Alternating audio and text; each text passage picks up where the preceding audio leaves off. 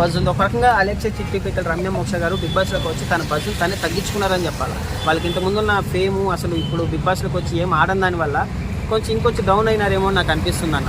ఇంకోటి తనుజ గారి వల్ల కూడా, తనుజాని టార్గెట్ చేయడం వల్లనో ఎందుకో మరి వెనకబడిపోయారు వాళ్ళు. తనుజాని ఎవరు టార్గెట్ చేసినా అంతే అన్న, ఇంకా బయటికి పోవాల్సిందే. అంటే తనుజాని టార్గెట్ చేసి నామినేట్ చేసినందుకే నెగిటివిటీ వల్ల బయటకు వచ్చింది అనుకోవచ్చా రమ్య మోక్ష? అలానేం కాదు, రమ్య మోక్ష గేమ్ ఆడలేదన్న. ఫస్ట్ ఆఫ్ ఆల్ ఓటింగ్ పడలేదు.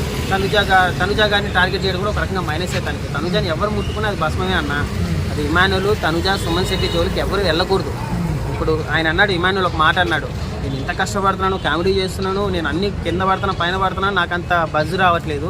సుమన్ శెట్టి మంచోడు అని చెప్పేసి అంత బజ్ కొట్టేస్తున్నాడు అని చెప్పేసి ఫీల్ అవుతున్నాడు. అట్లా కొంతమందికి కట్అవుట్ నిలబడితేనే చాలన్నా, గేమ్ ఆడాల్సిన అవసరం లేదు, పెద్ద చేయాల్సిన అవసరం లేదు. సుమన్ శెట్టి ఓటింగ్ ఎలా పడుతుంది మరి? ఆయన మంచితనంతో పడుతుంది. తనుజకు ఓటింగ్ ఎక్కడి నుంచి పడుతుంది? సగం గ్లామర్తోనే లాగేస్తున్నారు వాళ్ళు. తర్వాత మంచితనంతో వాళ్ళు ఓట్లు వేసుకుంటున్నారు. వాళ్ళు పెద్ద ఫిజికల్ టాస్క్లు ఏమి ఆడలేదు కదా. సుమన్ శెట్టి ఇప్పుడు ఇమానుల్ ఇచ్చినంత కంటెంట్ వీళ్ళు ఇచ్చారా? ఇవ్వలేదు. బట్ అయినా కూడా ఎందుకు వీళ్ళు టాప్లో ఉన్నారు అంటే కొంతమందికి గ్లామరు, కొంతమందికి మంచితనం అలా కలిసి వస్తుంది అనమాట.